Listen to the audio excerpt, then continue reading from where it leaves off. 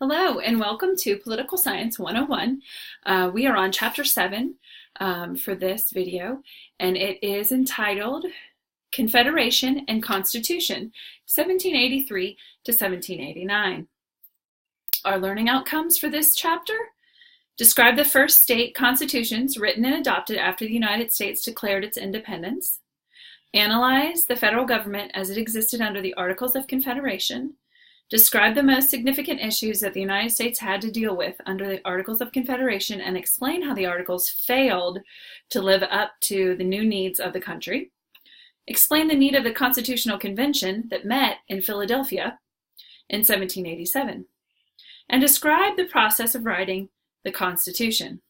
Describe and explain the major provisions of the Constitution created by the Philadelphia Convention, especially concerning the separation of powers and the rights given to individual states. And the last objective: explain the procedure established for ratification of the Constitution, describe the actions of its supporters and its opponents, and explain how and when ratification was eventually achieved. Okay, let me just check this. Okay, all right. So your chapter starts out talking about three of the big problems that this new nation had. And it talks about it had a huge debt from fighting for independence. It had all kinds of land, and they weren't sure how to regulate the land or to rule the land or control it. And it needed to recreate a system of trade, okay, so that it could make money again. All right. What's amazing is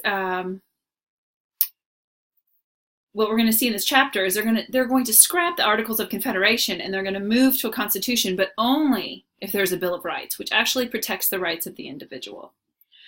And of course, the Constitution has actually served our country for over 200 years, so it has been working. Okay, the state constitutions, there were many state constitutions. And it says in here, Connecticut, Rhode Island drafted their own constitution. And so they brought all this experimentation together, and they wanted to lay out the ideas of John Locke,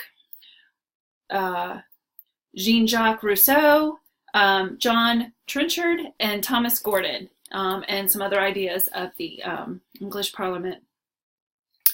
The colonial legislations were all part of a test, and then, they kind of put them together in a conglomeration. All right.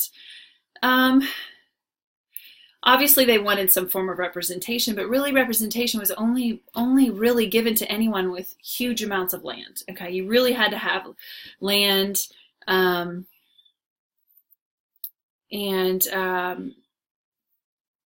other things that were important were a Bill of Rights, limits on participation in the separation of powers. They, after dealing with Parliament and King George, they were terrified of a centralized government. That terrified the colonists. Okay, so the Bill of Rights was super important piece of this, because it needed to give freedoms to individuals and protect the individual. In the Bill of Rights, you will notice that most states guaranteed the freedom of religion, although many limited political participation to Christians only. So even though they were trying to give more freedom of religion, you might not be able to vote if you were not of the Christian religion. Okay. Women and teenagers were almost universally excluded from voting, except sometimes when they owned property. There are some small instances, for instance, in Pennsylvania, some widows were able, or some women could vote in particular times. Separation of powers was extremely important to the colonists, because they just really didn't want too much power put in one place. And in the 1780s, John Adams really kind of addresses this with this theory of, behind separating, or calling a mixed government, or separation of powers. Okay, they did not want a tyrant. So these new Americans were very leery of a large national government. Okay, due to Great Britain. There's good reason. Okay, so they wanted to write these down or codify them, codify, which codification, codify just simply means to write laws down. The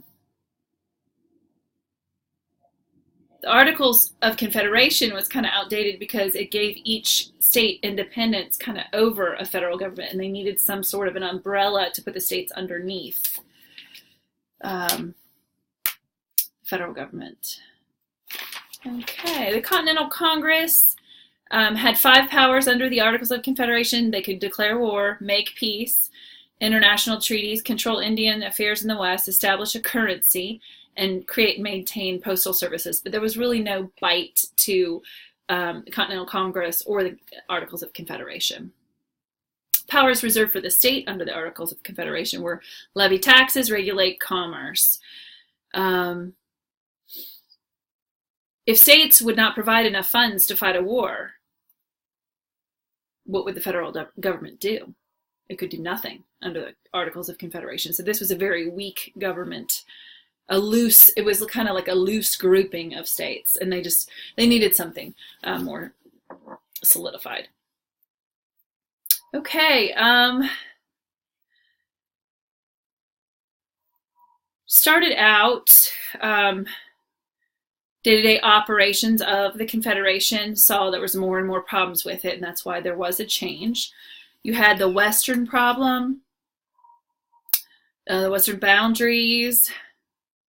It spread a lot of stipulations of jealousy among states who wanted, to have some vast holdings in Western states like Virginia. Virginia actually kind of was loosely owning Kentucky, kind of controlled and had a lot of irons in the fire with Kentucky, which you don't really hear about or realize. There were a lot of plans to organize the Western territories, but it really favored the wealthy. And, they really wanted these reserves of land opened for those that did not have much, or the hardworking, poorer farmers. Okay, problems with foreign relations that the Articles of Confederation brought up was the English, the Spanish, and pirates were really taking advantage of this weak government. And they really needed someone to step in and take care of, pirates pillaging goods, Spain not really allowing certain states to trade in their land holdings, and the English really protecting their borders and retaining forts where they weren't supposed to, near Canada. The debt was a serious issue. How to pay for the debt, because there was so much power in the states and they weren't working together with the centralized federal government. You had an angry army. Now, George Washington, his men loved him and he could control them, but the angry army wanted to be paid for their services. Angry farmers. And then you have Shays' Rebellion, where, a rural town in Massachusetts petitioned its state assembly for a moratorium on taxes and on lawsuits against debtors. When the assembly rejected it, the angry crowds gathered, and that was Shays' Rebellion, because they really needed some relief. Okay. You have listed on page 124 many of the failures of the Articles of Confederation. Then you have the Constitutional Convention, which its ongoings were kept secret on purpose, so that there was no fear of political retribution, and you could actually express, if you were a delegate, you could express your feelings without judgment or retaliation. Okay, preliminary plans. I love the story of the Great Compromise, which I believe also is called the Connecticut Plan.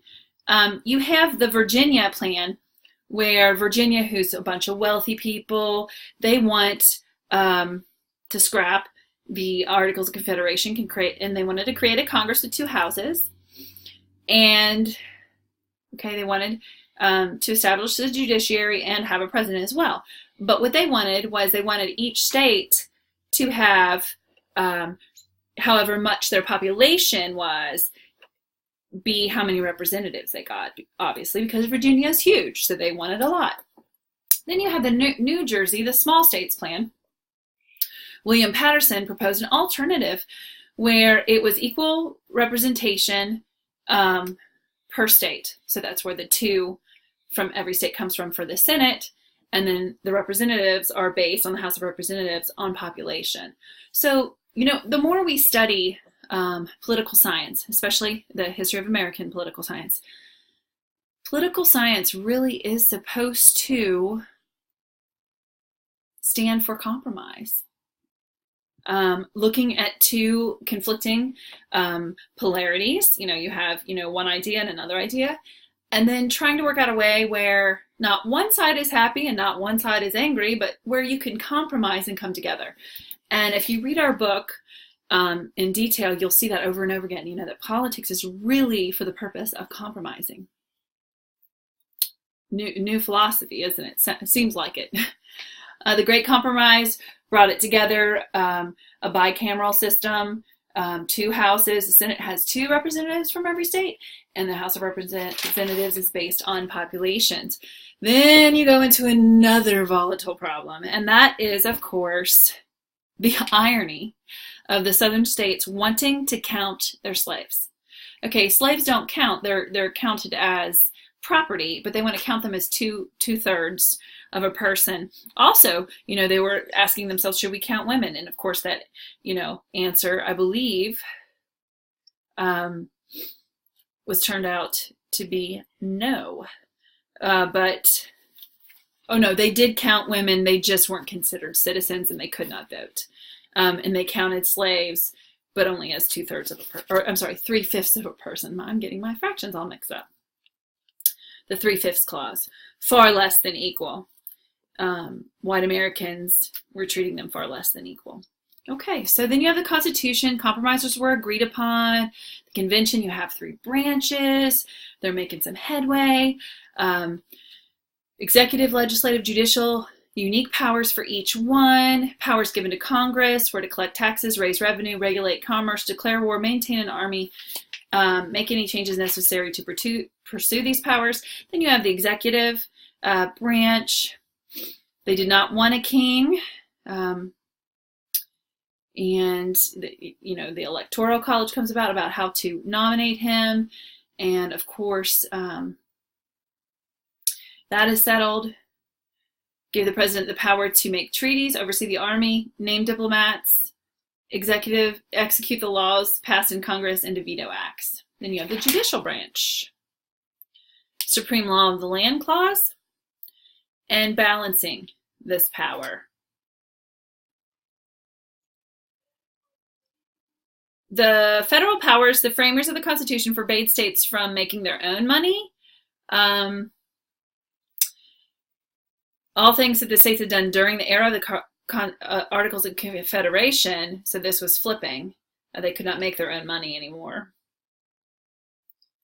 And this is really key. There were other transitions as well, but under the Articles, the central government was not permitted to reach the individual. That was the sovereign right of the state.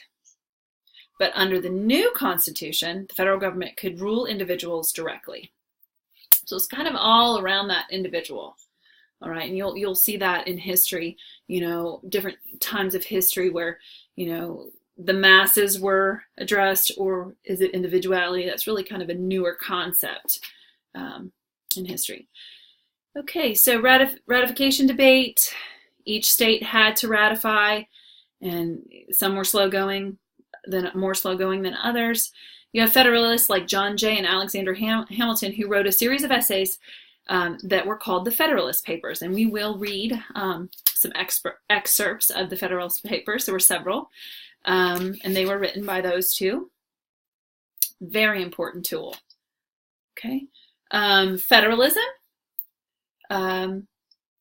philosophy of government in which states and the nation share the responsibility of government, with no one group or agency possessing sufficient power to dominate the other. Then you have the group of anti-federalists, including Patrick Henry, John Hancock, Samuel Adams, who preferred a weaker confederation of states and more direct democracy, and not a bigger government. Okay. Compromise ultimately broke the deadlock